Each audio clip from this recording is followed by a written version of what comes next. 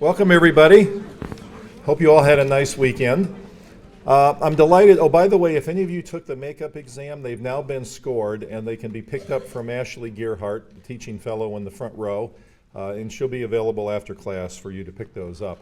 I'm really delighted today to introduce our guest lecturer, Professor Rogan Kersh from New York University. Rogan is Associate Dean at the Wagner School at New York University and a highly esteemed national and internationally visible figure in the field of political science. You may have seen Rogan on TV, heard him on the radio, because he's very often interviewed about politics in general. In fact, it's interesting to talk to him about what's going to happen tomorrow in the election. But more pertinent to today's topic, Rogan has been one of the first people from political science to pay attention to the issue of obesity, and has written some very thought-provoking pieces, some very insightful pieces, one of which is in your required readings, about the issue of obesity, giving it a historical view that nobody else had taken before, and placing it in not only historic but political context, which is so important. And as you know from our discussions in the class, politics play a major role in nutrition policy, what foods people have access to, global trade policies, and the like. So understanding the political environment and how it affects problems like nutrition and obesity are very important. And Rogan, as I said, has a view of this that nobody else has, and is an incredibly insightful scholar on this topic. Rogan received his undergraduate training at Wake Forest University, then came to Yale University, where he received his PhD in political science. He spent several years back at Yale as a Robert Wood Johnson scholar. He then joined the faculty at Syracuse University, where he was on the faculty for a number of years, taught very popular undergraduate and graduate classes in political science, and more recently was recruited to New York University, where he teaches in the Wagner School and also is Associate Dean, as I mentioned. He's one of those people in the field who approaches these issues from a different point of view, is thoughtful, creative, and scholarly in the way he looks at them, and is wonderful in the way he communicates them. So I'm delighted that he could join us today. So let's please welcome Rogan Kersh. Thanks, Kelly. Like many of you, I hope someday, and like many others in this field, I started doing, I've got mics all over, so I'll try to clip. I started doing this research because of Kelly Brownell. You all are enormously fortunate to have him in front of you 2 times a week, and I'm honored to be on this stage. Now, I taught here, as Kelly said, for a bunch of years, and I've continued on and off to teach. Last time I taught a class here was just 2 years ago. So I have some sense of you, I think, unless Yale students have changed. I do see a Ron Paul for President shirt. So Yale students have changed a bit since I was last here. And I have some sense of how and when you do reading. So I'm not going to have the Charlie Brown with the football assumption. You all poured over this piece of mine in great detail. You'll see it before the final at least. But I don't also want to get up here and just replicate that, just reiterate what's in that piece for those of you who did bother to go through it. So that is about what I call somewhat audaciously, I think, the new politics of healthcare and how it relates to obesity and nutrition politics. I'm going to skip those details. If any of you are fascinated, we can circle back at the end. But I want to pull back and set the broader context for what you do in the next 3 weeks in here, including this one, the politics of food and nutrition as they relate to obesity. And I thought I'd set the stage with some of this work that Kelly was so kind to reference, this historical piece that I've spent a lot of time on. And let me start with a proposition. The United States is a nation, this is us, we the people, is a nation of individualists. We aggressively seek to protect the private sphere, our own lives, from intrusive state or government action. We're very concerned about big government meddling in our private lives. I see some of you nodding. I see some of you nodding and some of you noddling, whatever that is. So I know you get that notion. And in fact, much of our constitutional system, if you've taken any kind of con law here or basic political science, you know that much of our constitutional system turns on protecting the private sphere from intrusive state action. And yet, let us pause for a moment, roll your minds back to high school or Yale history classes, and remember the extraordinary range and number of times that the US government has been quick to leap into citizens' private lives. In fact, public officials have long taxed, regulated, prohibited, or otherwise influenced a wide range of what we think of as personal behavior. Let me start with 4 dramatic examples and then connect this to food and obesity. Some of you who grew up in this country will remember the happy little story of Johnny Appleseed and the this will come up in a moment, I think. Or not. Yeah, there it's going rolling slow. I want to talk about the triggers behind public policy making in the U.S. And I'll start with this Johnny Appleseed story. You remember Johnny Appleseed as a sort of friendly character who, in the Disney version, went around and planted apples for American children, as you heard it in grade school, to consume and grow strong and so on. Johnny Appleseed was in fact a real person, but he didn't plant apples for people to eat. He planted them for them to turn into their personal store of fermented cider, a pretty heavy-duty alcoholic drink that was the beverage of choice in most American households across the country well into the early 19th century. In the realm of alcohol consumption, there has been a long history of U.S. government moving heavily into our private, what was once considered private behavior, from the day of Johnny Appleseed, when again it was considered to be what you drank was your own business. Americans consumed far more rum than they did water well into the 19th century. Rum was considered healthier, gave you that sort of medicinal kick going down. It was only when health officials stepped in and began what actually were 5 different rounds of liquor prohibition in the U.S., the last of which was most famous, resulted in a constitutional amendment to prohibit the sale or consumption of alcohol in this country. So in the realm of alcohol consumption, we see an active American government despite this laissez-faire activity. Or consider that most personal of activities, sex. After the Civil War, both contraceptives and abortions were relatively easy to get. Abortions in this country terminate about 1 of every 5.5 pregnancies. Legal, not that difficult to get access to, no big fights about it, that's just the way it was. A great crusade, led partly by the American Medical Association, the docs organization, the AMA, drove both abortion and birth control into the American shadows, where they remained for a century. To this day, few nations contest family planning politics with anything resembling America's ferocity. Alcohol, sex. Both realms you think of as private, your business, both areas of elaborate government regulatory forms. The ferocious present-day drug wars offer another example of America's regulation of a once private activity, from the first state bans on opium in the 1870s to the contemporary anti-drug regime, complete with a powerful national drug czar. American politics again refutes, or at least qualifies, this picture we have in our heads of a individualistic, anti-government, rights-rich political culture. A couple of drug war moments. This is a 1890s advertisement, ordinary advertisement you'd see in the newspaper like you do for, I don't know, Filene's Basement today. Cocaine in your toothache drops. In fact, long before you guys got here, I got to Yale about 15 or 16 years ago, there was an exhibition in Sterling of old sort of study exhortations to students, things you guys are encouraging students to study in different ways, sort of like you take Red Bull and so on today. One of them was, Yale men, take your cocaine before your final exam. This was a perfectly ordinary form of American life at the time. Now we've got a much more active, just say no drug war kind of culture, kicked off, or at least advanced by a First Lady of the United States government, Nancy Reagan. So once again, you see this refutation of individualistic culture. And then finally, in the last generation, in your own lifetimes, a coalition of national and state political actors have mounted a serious and sustained challenge to the tobacco industry, resulting in dramatic restraints on what maybe some of you smokers here consider your personal choice. In each of these cases, government charged into what had been considered purely private behavior. In all these spheres, other industrial, advanced democratic nations take a more laissez-faire attitude. Alcohol, sex, drugs, tobacco. In the abstract, you thought, no way. Government never interferes with our private activities. If you look at the historical record of how the U.S. government got involved with these private behaviors, I think we can learn something about obesity, nutrition, and food as a subject of public policy. I've done this kind of talk before, various audiences, from high school students to the food industry, and it's so interesting to ask them at the beginning what their impression of the U.S. government is. You're sophisticated enough, I assume you had something like this portrait of our individualistic anti-government view in your heads. It's remarkable to see how qualified it actually is. So, how did the government step in and regulate personal behavior? I'm going to take these 4 areas as an example and then connect to obesity and food politics.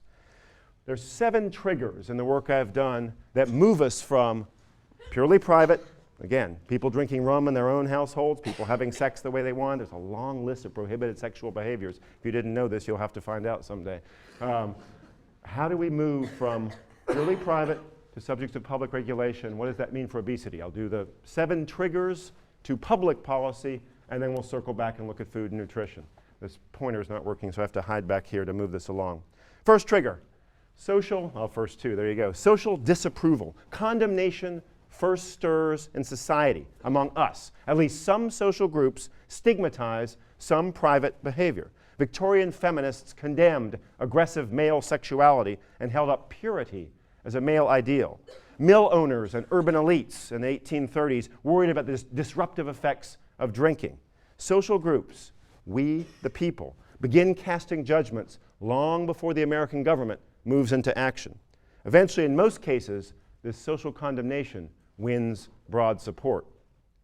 Second trigger is already up there too. You got a bonus 2 for 1 on this tricky little PowerPoint. Medicalization or medical science is the second trigger moving us from private to public activity. Public health crusades generally require a kind of scientific base. It's a necessary, but not by itself, condition for political action, at least in these historic examples I'm trying to give you. The science can be true. Tobacco really is harmful. The science can be partially true. Liquor contributed to health problems, but it was not poison, as prohibitionists insisted.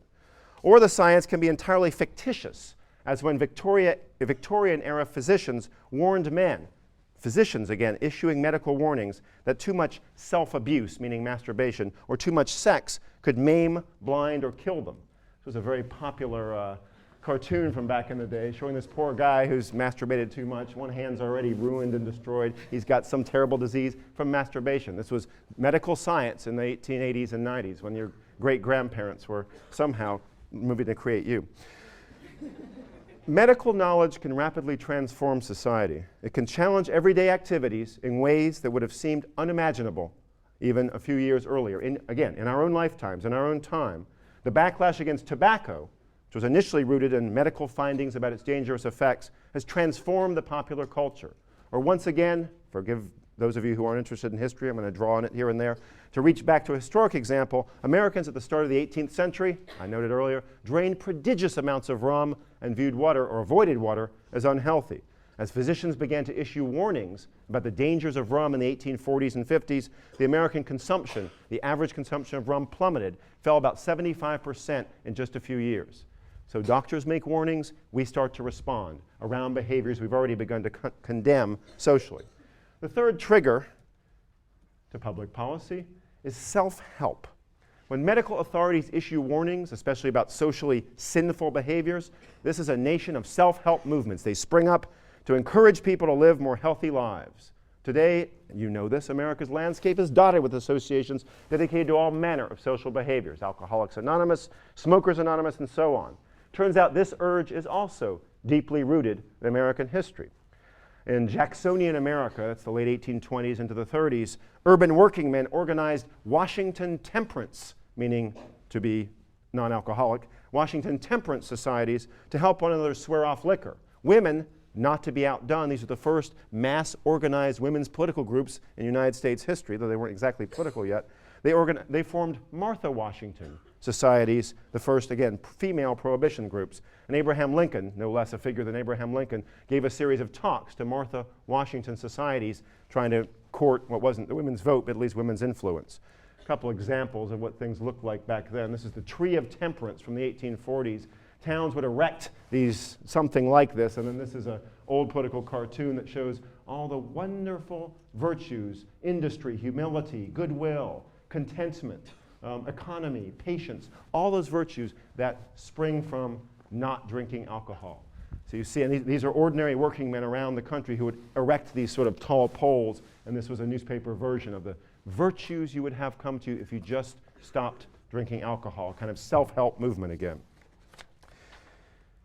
And you got the modern version through Alcoholics Anonymous. Now, social disapproval, medical research, and self-help movements are all private sector activities, of course. But together they help move these public health issues towards the realm where politics, government starts to step in. Reformers, it's a fascinating and even somewhat disturbing feature in American life. Reformers start to become frustrated by offenders' resistance to reform. Let's all get together and swear off alcohol, they said in the 1830s. Then some people didn't. That's when they turned to government help. When their message of uplift and self-improvement is not heard, they start to turn in a more negative direction, and that trips a couple of other triggers. So I'll take you back through these each time just to remind you where we've been, where we're going. The fourth trigger is demonization. This is a dark side of American public life. The next two triggers will both have to do with what I call demonization, meaning taking some, at least neutral or even virtuous, in this case industry or producer, and turning them into agents of the dark side. And I'll just note there's a very deep religious aspect or strain to almost all these. You'll see as I go, talking about socially sinful behaviors, demonizing, often associating with godlessness, the producers of these dangerous or evil substances. So the demon in the first case, in trigger 4, can be the industry that produces some substance. Demon rum became what all alcohol producers were referred to casually in the 19th century, or you can think of big tobacco in our own time. This is another old political cartoon showing a hardy, able young man who turns to liquor, becomes more and more distraught. Within 2 years, this political cartoon said, this young fellow turns into that as a result of this demonic industry. This is a modern book, but that thing's on the cover. Or think of big tobacco in our own time. It wasn't that long ago that tobacco companies had a positive reputation in American life. They sponsored sports events and concerts and all kinds of positive things. Now, again, big tobacco, capital B, capital T, has this sort of ominous reference. Especially effective in these kinds of public health crusades going back 200 years nearly, especially effective is targeting a greedy industry or going after a greedy industry that targets children, unable to help themselves, luring helpless children to self-destructive habits. A contemporary case, again, is tobacco. This Joe Camel ads, you're probably shockingly a little too young to remember any of this, but there was a huge fuss in the tobacco days around Joe Camel, who was this sort of glorious icon, with this, sort of cool, some 1990s version of cool, who went from this kind of icon once tobacco began to be demonized to a very different kind of figure, from Joe Camel to Joe Chemo. These charges, let me note again, can be accurate, they can be wildly exaggerated, or they can be completely false about the producers or the purveyors of whatever the substance is. What matters in American political life is that they pack real political power. And so you see us starting to move again in all these examples towards a very different kind of realm. The fifth trigger, and I do this research with a fellow up at Brown, Jim Marone, and the two of us get positively depressed when we rummage back through American history and look at how this fifth trigger has seemed to be necessary, at least has been part of the story of moving us from something you do in the privacy of your own home or bedroom or wherever to a subject of public activity. The fifth trigger also has to do with demonization, but it's around demonization of users. This is, again, series of dark chapters in American history, demonization of users of these prohibited substances. And they tend to be people on the social and economic margins of American life. No surprise if you studied U.S. history. Foreigners, racial minorities, urban masses, the lower classes. An immigrant nation like this one with a steady stream of strangers never lacks for dangerous others who are easily portrayed as bringing their foreign destructive habits into American cities. In fact, the history of American drug wars can be told as a series of waves of racial and ethnic fears. Prohibitions on smoking opium, but not using liquid morphine, which was the a sort of practice of middle and upper class white women. They used to take a little nip or other forms of morphine to get through the day. Though that was continued to be fine as the drug wars began to take shape a century ago. But prohibitions on smoking opium were inspired specifically by fears of Chinese immigrants beginning in the 1870s. And you get these sort of horrifying examples. Again, I'm using popular culture examples. This is a cartoon of it captions something like the typical Chinese in his opium den in San Francisco. National campaign to portray Chinese as engaging in these destructive habits. They came from somewhere else. They did these bad things. Another target of this, by the way, in the drinking realm earlier was Catholics, who were considered to be degenerate, disreputable, and so on in American life. You see here the model of an indulgent, the home of an indulgent mother. This is a typical Catholic mother supposedly. Once again, you see her child, who you can't quite see all this, but begins by just playing and then has plenty of pickles and pork, the first vice. Mexicanized dishes and pepper sauces, the road to ruin, as you can see. Then down through candies and rich pastries, tea, coffee, and cocoa, sodas, pop, and ginger ale, tobacco and cigarettes, cars, dice, and pool. Finally, liquor and strong drink, and a drunkard's grave. These, again, are the kinds of foreign habits, Asian Americans, as they soon came to be in this case, Catholics in this case, who were helping to destroy the fabric of American society, the story went. The worst story, no surprise, given American history, had to do with African Americans. It was a series of cocaine panics right around a century ago, beginning in 1908, 1909, and going forward for a bit. They sprang from these sort of racist fantasies about drug-crazed black men. The New York Times, let me get this quote right, actually, I'll read it precisely. This is the New York Times, then as now the paper of record in our country, and this is a news story, not an op-ed, reporting objectively the news. I'm quoting, "Bullets fired into vital parts that would drop a sane man in his tracks," writes the Times in its news stories, "cannot slow down the Negro cocaine fiend." Once again, you see demonization of people who are engaging in these habits or practices we, the majority, consider destructive. And you see this movement towards reform. Congress's response to these cocaine panics, mostly targeting black men, the Harrison Narcotics Act of 1914, our first foray into the modern drug wars. So, demon providers and industry peddling poison, and demon users, the people who get hooked on these practices, usually, again, folks on the margins of American society. These fears become widespread and lead to trigger 6. Social movements or mass movements in American life. Activists, you and me, organized and mobilized to act politically, can cut through barriers to political action by seizing the attention of policymakers. When small groups of women began kneeling in prayer outside saloons in the 1870s, praying loudly as men went past them on their way, they were brushed aside by men eager to get their lunchtime or even breakfast, beer, rum, etc. When the Women's Christian Temperance Union, the WCTU, got 200,000 to 300,000 women involved in fighting liquor consumption, one of the first major mass movements in the United States, or indeed any country's history. And let me just note, lots of places have people who rise up in the streets and tear things down and build barricades. A social or mass movement has a different character. It's organized. It's relatively peaceful. It's people moving in enormous numbers trying to bring about some kind of political or social change. Think Million Man March in our modern times. It's interesting, by the way, that the mass movement has begun to fade a bit. We look more at sort of litigation, class action lawsuit strategies today. But there still are occasionally mass movements that come together around changing some aspect of American behavior. And the interesting piece is the last two, the two most current I can think of in American history, have both been all male. The Million Man March and the sort of Promise Keepers movement, where stadiums full of 70, 80, 90, 100,000 men, almost entirely men, vow to be more respectful to their families, to seize this sort of manly head of the family kind of status and so on. It's an interesting kind of moment we're in American history.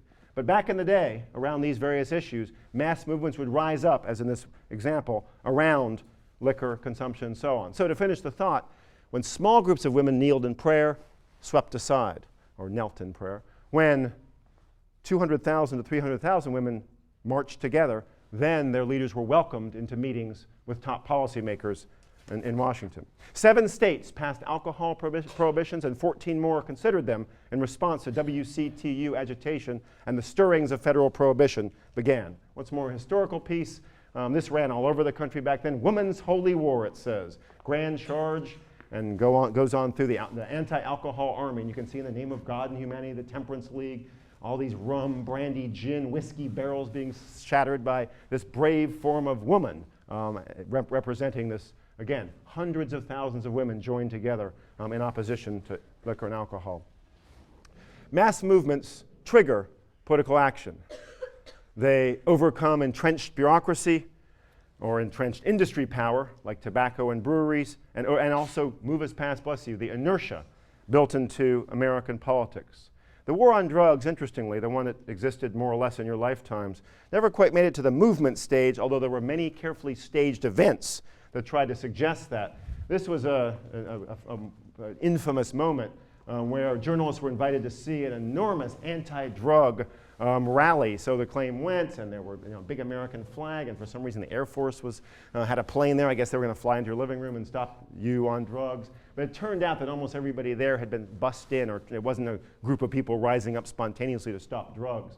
But there's all kinds of details and aspects around this. Part of the reason that the drug war never quite got to social movement phase is people pushed back. This is actually a anti-drug war, or I guess you could say pro-drugs in some sense, at least anti-heavy-duty laws against marijuana group trying to suggest that you're a victim, not a beneficiary of this so-called war. Movements, let me note, do not define or promote concrete policies. They organize, they mobilize, but until we get to the last stage, the last of these 7 triggers, you don't see actual political result. Interest group action is our 7th and final trigger to political action. Cultural images, again, like big tobacco and mass movements win political attention, but it's interest groups that frame issues and policy solutions. They translate popular energy into a political plan. This process involves taking this general dissatisfaction, all these ingredients, medical warnings and self-help groups and these terrible demonization movements and the rise of mass politics. Interest groups skillfully take all that and turn it into a kind of blueprint, a set of specific complaints and detailed policy proposals. In the anti-alcohol struggle, the WCTU, again, Women's Christian Temperance Union, they got the attention. But it was a much smaller and little-known group called the Anti-Saloon League, the ASL, that got prohibition through the US Congress. I'll just note, as someone who does research on lobbying, forgive this lapse into political science for a moment, but the Anti-Saloon League practically defined the modern interest group.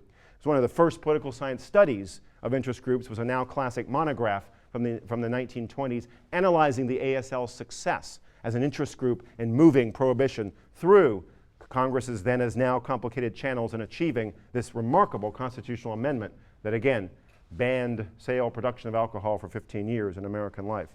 Instead of mobilizing people around the country, the League hired lawyers and lobbyists. Instead of demonstrations, it sponsored legislation. Even the name Anti-Saloon League suggests a kind of narrow, no-nonsense objective. So, 7 triggers. Social disapproval of private behavior, medicalization or medical science, self-help, demonization of industry and its users, demonization of individuals, or mass movements, interest group action. This is not a recipe to be followed. For those of you advocates, especially in the public health realm out there who want to make something public, it doesn't necessarily work this way, but historically it's remarkable how we've seen these triggers more or less in sequence over a period of time, establishing real regimes of political regulation, again, prohibition and so on, in alcohol, drugs, sex, and tobacco realms. Where does this leave us on food?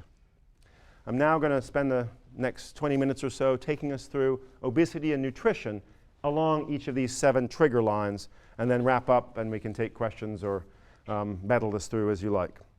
Social disapproval of, in this case, obesity and overeating of fatty foods.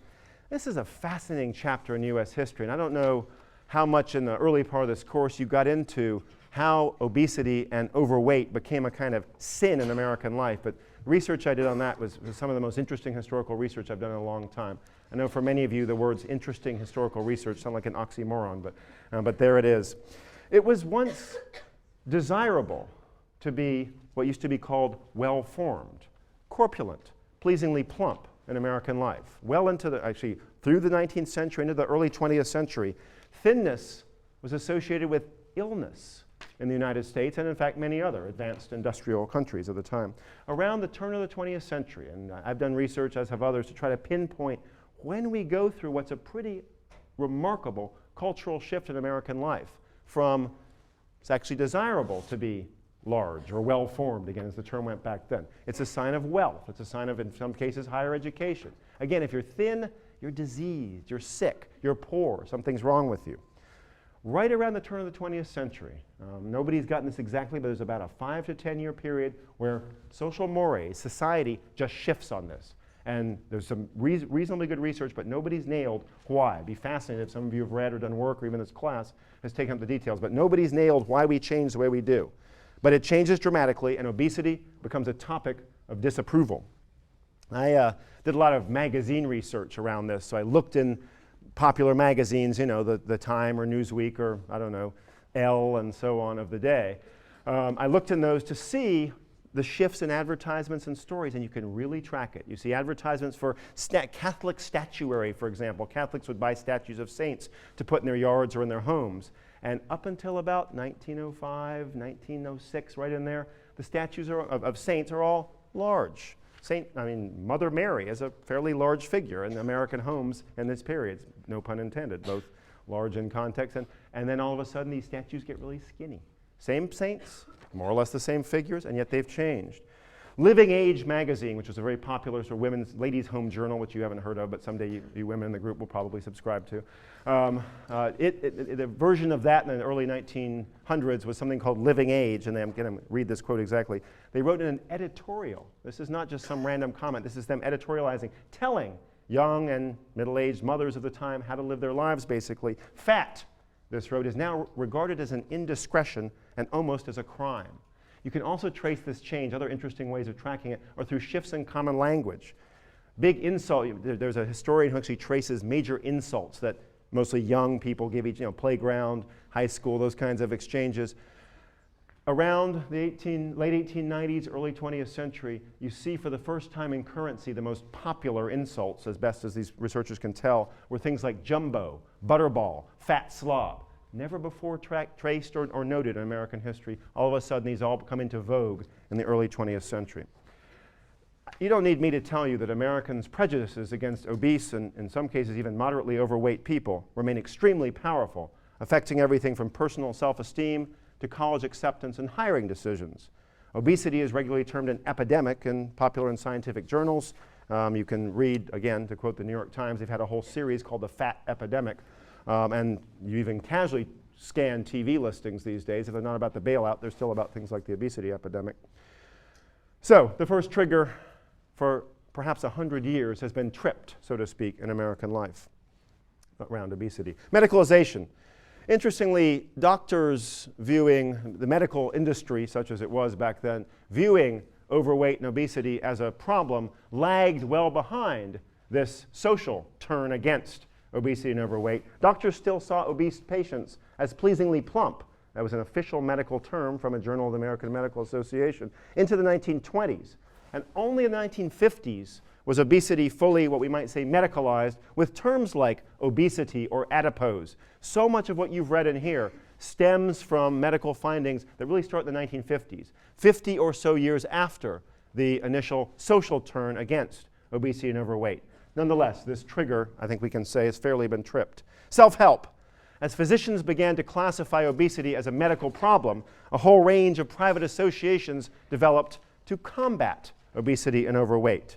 Many of these centered, I want to tie back to this religious point again, many of these centered around moral disapproval of the condition of overweight or obesity. Overeaters Anonymous was founded in 1960 and modeled explicitly on the quasi-religious Alcoholics Anonymous. I have a brochure I meant to bring for this, but couldn't find it in my many boxes. I still haven't quite moved into NYU after 2 years. In my many boxes last night, but there's a brochure from one of the first Overeaters Anonymous meetings, and it promises you, the potential attendant, that they will allow members to confess your eating sins and receive approval and absolution for your commitment and for your actual weight loss. Listen to those words: sins, approval, absolution. Those are, again, from our extremely powerful religious strain in American public life. So these triggers seem, to me at least, doing this research, well tripped.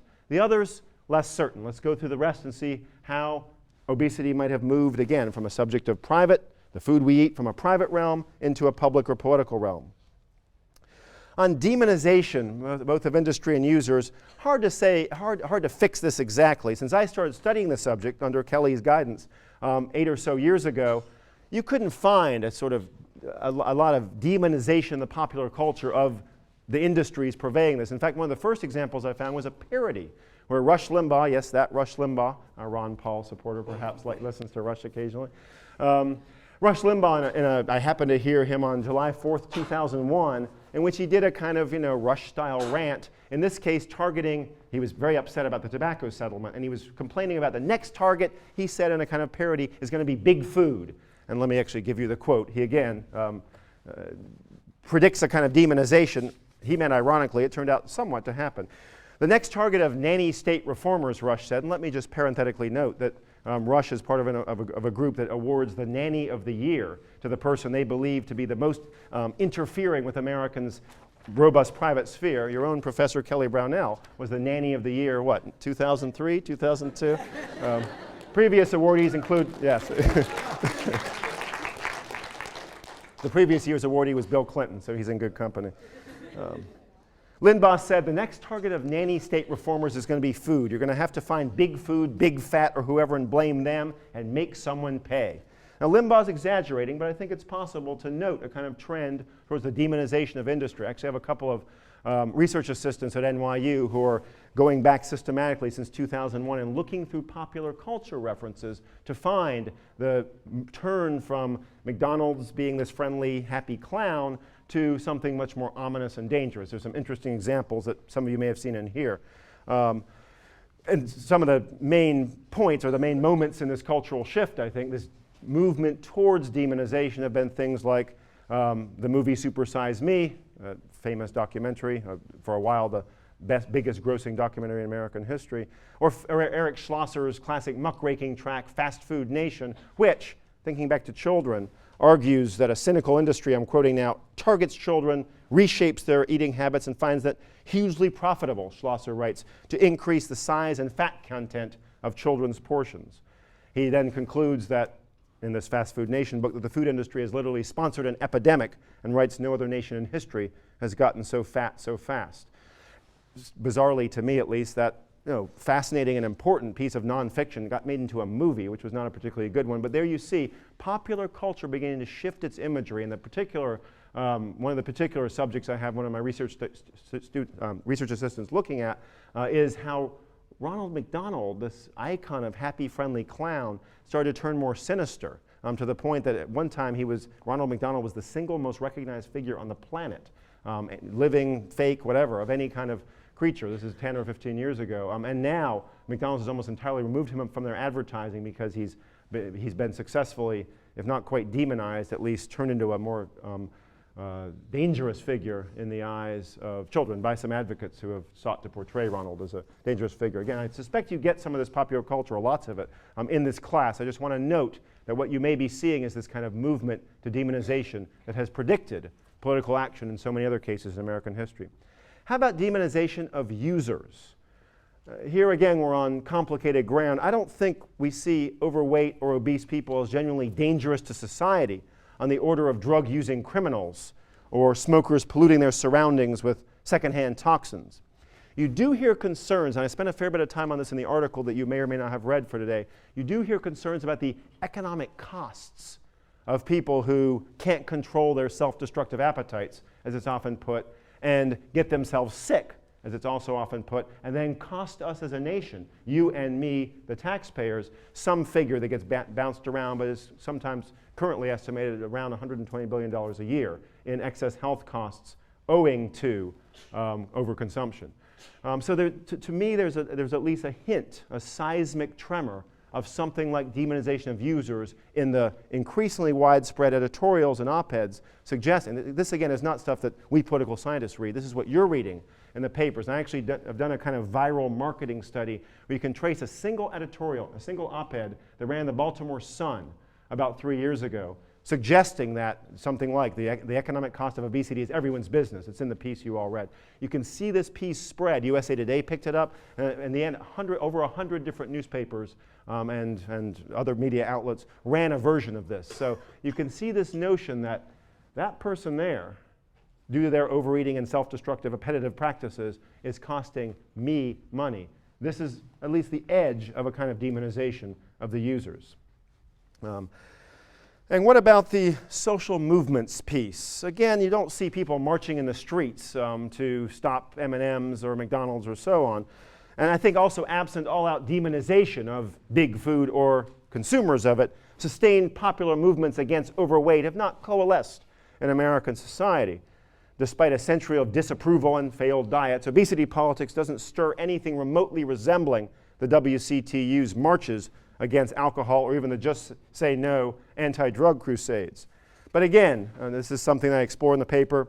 Take it through with you guys if you want. We live in a somewhat different age. We're not as prone to take to the streets around political action as earlier generations of Americans were. The modern variant may be, and the tobacco case shows us this, the modern variant of social action, mass social action, may actually be legal action, litigation, particularly mass torts, where in a class action suit, many affected people come together and seek monetary remand. And there's lots of interesting examples. I'll just flag this for you now as a possible example of social movement, so to speak, around obesity. Lots of examples of class action or even individual case lawsuits being brought against the food industry. The piece you, again, may or may not have read suggests that the judiciary, the courts, may actually be the locus of major action in this area as opposed to our elective branches of government, the executive, i.e. White House, or down at the state level, governors and so on, and legislative branches. It's an interesting, and I try to suggest in my piece, a kind of historic shift in the way we make politics, literally, the way we make policy in this country, from members of Congress and elected presidents and their supporters in the executive branch, from them being the locus of major policy change to the courts being the locus of major policy change. Again, I'm happy to take that up if you like later. There's some real concerns that things that happen in courts, policies that actually take place in courts, aren't that, don't last that long. They don't endure as powerfully as a law that is made by the representatives of we the people. But nonetheless, it is an interesting possible shift and may herald the kind of change in obesity politics as well. And then finally, interest group politics. This is still only stirring, I would say. The anti-tobacco movement attracted a large number of very well-financed organizations that sought to really reshape the landscape, eventually successfully, of what happened with smoking and tobacco.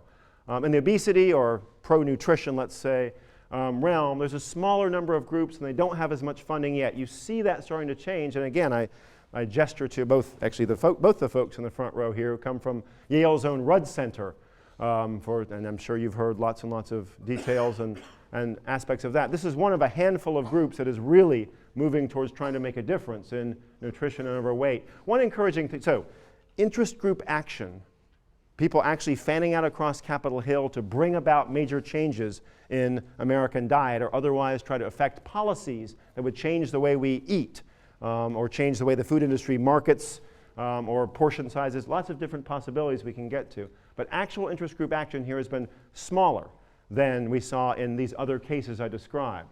One encouraging aspect of that, I'll say, is that groups like the Rudd Center, or Center for Science in the Public Interest, also one of the well-known groups in this area, have been much more nuanced in the politics. You don't see the kind of demonization, the kind of stigma of the very people that they're ostensibly trying to help in this nutrition, overweight, obesity politics realm. I find that an encouraging aspect or piece. At the same time, you don't see the kind of big interest group push that has, the past is only a guide, it's not a blueprint to the future, but that has always been the hallmark of major change in American life around public health. So, 3 triggers tripped for sure for many years. Something that looks like the beginnings of, if not demonization, at least real criticism of the food industry for its practices. Happily, not yet something as profound as demonization of users. No mass movement. People aren't marching in the streets around this, but again, if you'll accept that mass litigation, mass tort, again, class action lawsuits may be a substitute, those are beginning to take shape. There's some interesting legal work done in this realm that you'll hear about in the next couple, actually 2 weeks. Next week, I guess, is when Stephen Tourette is in here. You'll hear from an expert in this realm. And then interest group action. Again, brave action by some folks, including people in the front row here, but only nascent and stirring, I'd say. I should also note that opponents of government action are always going to try to keep these issues off the policy agenda. Tobacco is a remarkably successful industry for 30 or 40 years in blunting or blocking action, and the food industry, as either you've heard in here or you certainly will, has been very successful so far at blocking or blunting regulatory activity. sometimes in open, active interest group ways, sometimes more subtle. I learned this actually from Kelly or Marlene, I can't remember which, but there's a conference of the North American Association for the Study of Obesity, NASO, a meeting that those of us who do this research go to most years. And until quite recently, this premier medical and public policy gathering to discuss issues related to obesity and overweight, until quite recently, the sponsors of that meeting were Hershey, Kraft, Coke, and SlimFast. So you can see ways in which the very people doing this research have at least some support and encouragement from those in the industry to see things these ways. Okay, enough history lessons. I'm happy to talk for what is a relatively short time remaining about what government might do to regulate high-fat, low-nutrition foods, mandate exercise, and so on. Let me leave you with this thought. Actually, I'll leave you with two thoughts. The first one is a simple, straightforward one. When I arrived at Yale in 1988 to start my graduate program, exactly 20 years ago this fall, I had 4 graduate seminars in political science, ordinary kinds of seminars, small in this case, ones that those of you who take college seminars have had classes this size, in classrooms in some cases where you all have sat and had seminars. In 3 of those 4 classes, the professor and many of the students smoked all the way through class. Shocking, outrageous, astonishing.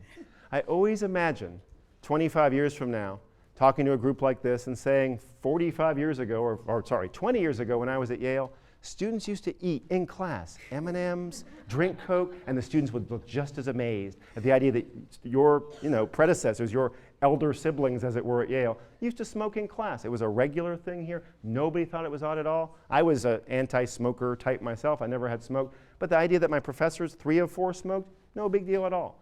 That's one thought to leave you with, the way things change remarkably. Go back 100 years, not at all unusual for all of you to take a little snort or sip of something like cocaine before you prepared. Shocking, horrifying, professors suggesting these things. The world changes, sometimes swiftly and so often profoundly and dramatically. So one aspect of obesity and food politics could be a kind of regulatory prohibition that you couldn't even imagine as you sit in these seats today. Let me finish with a more sermon-y kind of thought. In the realm of public approaches to private problems, that's what we've been talking about today, as I hope you've gathered by now. Public, i.e. government approaches to what is considered private problems. It's where a lot, as my article tried to suggest, it's where a lot of the action is in health politics and policy today. We've moved in this regulating private behavior direction in a way we did not used to do in American life. Used to be big public programs that occupied health advocates and activists. Hill-Burton, which established all the wonderful network of once wonderful network of public hospitals and clinics around the country. Medicare, Medicaid, big public programs. Now we target in our health policy and politics making private behaviors, from asbestos and tobacco to perhaps food and the conditions it inspires. So in the realm of public approaches to private problems, the lesson from one policy area after another, alcohol, drugs, sex, tobacco, perhaps obesity and food, is the same. This is the lesson I take away. Put aside prohibitions. Emphasize treatment, education, and well-grounded public health approaches. Consider ways to reshape the offending industry and its products, much as was belatedly done with alcohol and what was sort of done with tobacco, though that's a more complicated issue. We're still in the middle of it. There's a danger that's consistent across all these cases. The path to political action stirs so much heat. Those of you who perhaps as a result of this class or before you came in this class saw political action is what we need around obesity and overweight. We've got to change the way America eats through government and politics. I'll say again, there's a danger. The path to political action in this country stirs so much heat, arouses so much activity, that the solutions almost always move beyond public health and emphasize the criminal realm. Medical wisdom almost always falls before this kind of demon imagery. The basic view is bad people are threatening American innocents, children particularly. Why shouldn't we discipline them? The history of American prohibitions offers a kind of eloquent answer. Criminalizing public health problems causes far more trouble, more pain, more suffering, more social dislocation than it solves. Let me stop with that, I think, warning of a thought. And if you've got questions or comments, I'm thrilled to take it up and do some back and forth. I think we've got about 25 minutes remaining, 20, 25 minutes. So let me hear what you think about this. And again, if those of you who did not sign up for a course in American history feel somehow cheated by this trip through alcohol, drugs, sex, and tobacco, at least the professor got up at 9 in the morning on Monday and talked about sex. So you got that going for you. Questions, comments, pushback, ideas? You're the shyest group of Yaleys I've ever seen.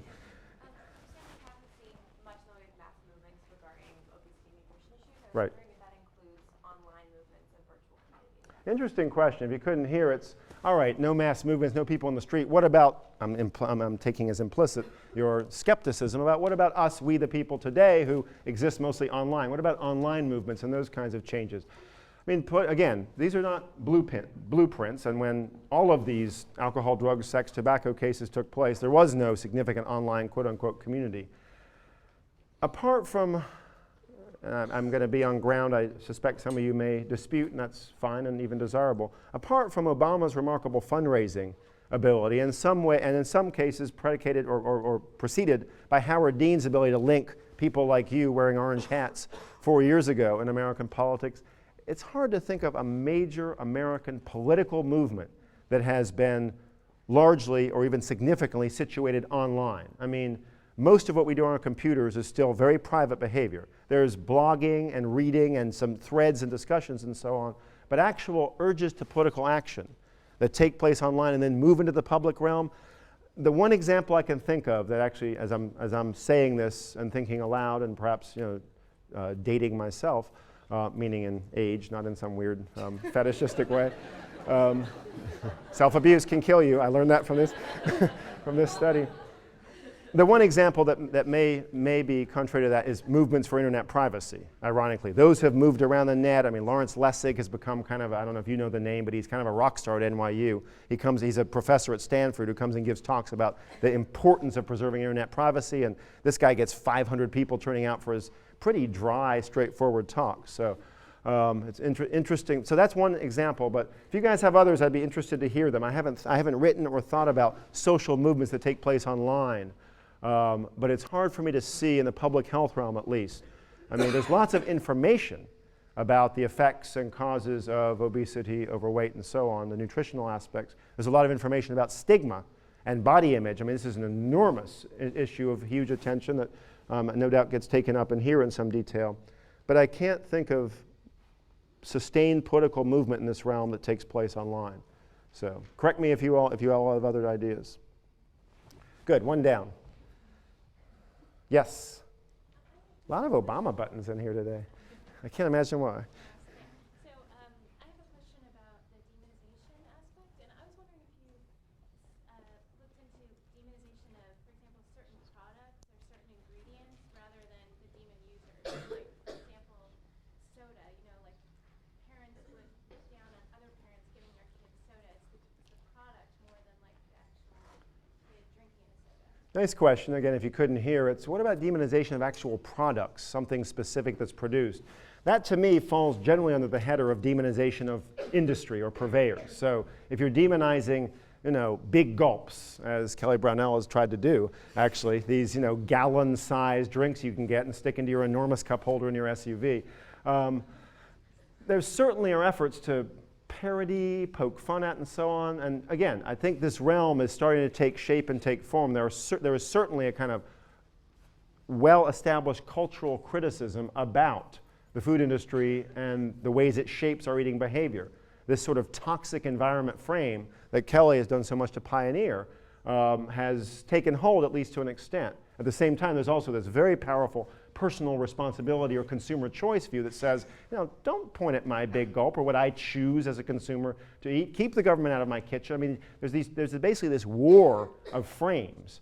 And the initial frame was, I think, set pretty well by the food industry. American politics has a long history of the personal responsibility folks getting in first and framing the ground. Again, I suspect you've taken this up in here. I don't want to tell you things you don't know. But the idea that the food industry is going to be as disreputable as tobacco, or in the old days, and more specific to your question, the products they create is going to be as disreputable. It doesn't feel that way yet. There's a sort of slow food movement. There's this locavore. I mean, something is changing around the way we think about food, but I don't think it's anything like demonization. And that may be a good thing. Again, demonizing something is to portray it as all and everywhere and completely evil. As everybody I talk to, especially food industry groups, and Kelly and Marlene have heard this plenty of times too, we all got to eat.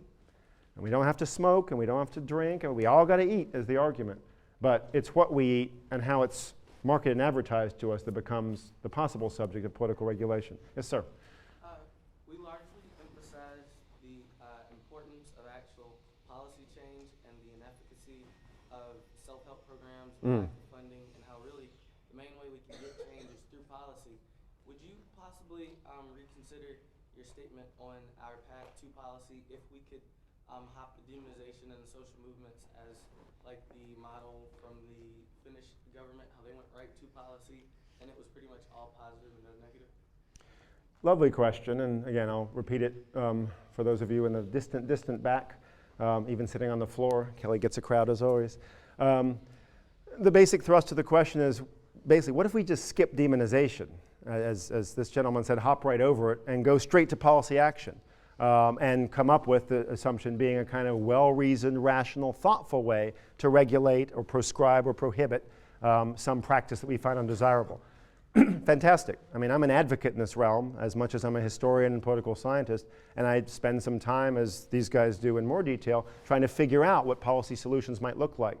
But you don't get in this country, and if nothing else I say today makes any impact on you, you do not get in American politics, especially on a national scale, from A, private behavior, industry says let us eat at peace and home, to policy solution without a hell of a lot of work and push and pull and blood and sweat and tears in between.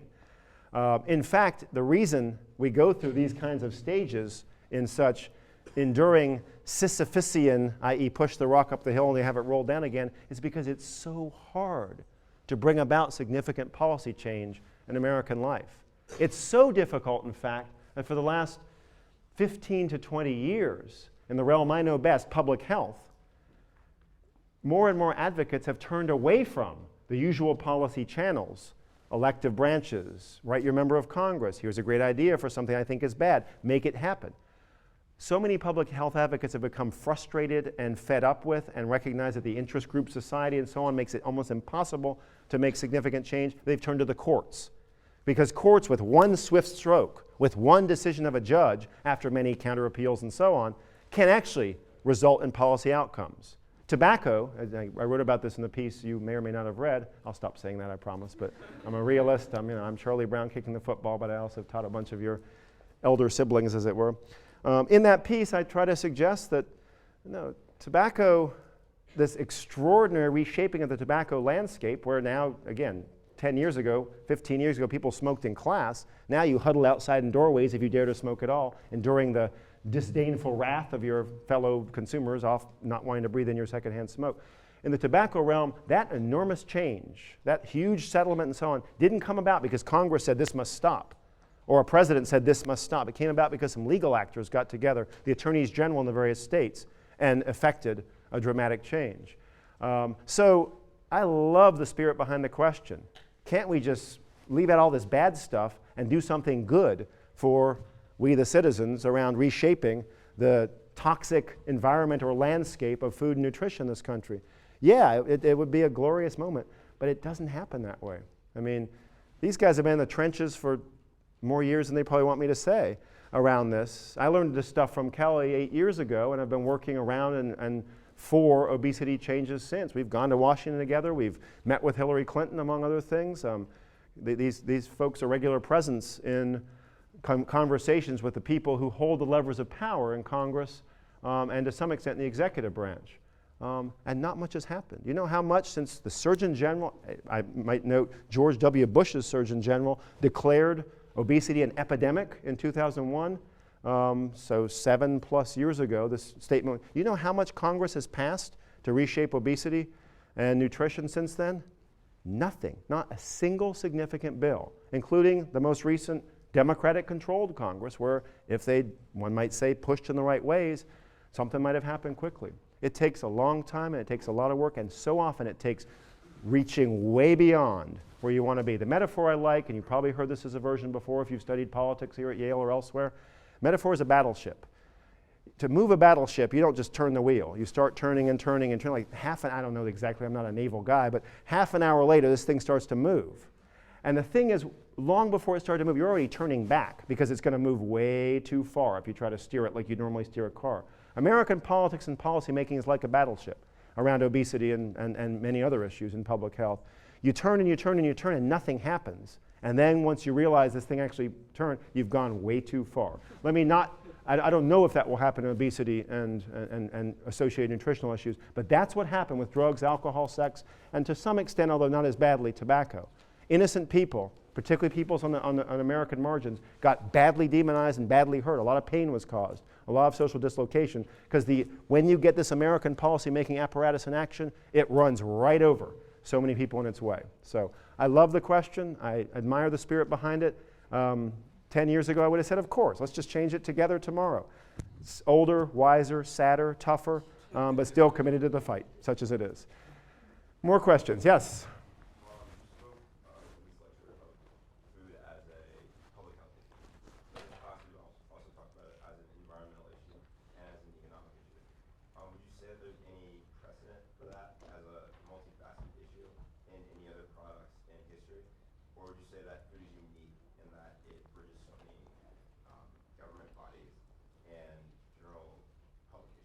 Another terrific question, thank you. Again, the last group I had a talk like this before was the food industry, and their questions were very different. And let's say not so sophisticated, and more the points were made with sledgehammers rather than inquisitively. I have to say I don't know.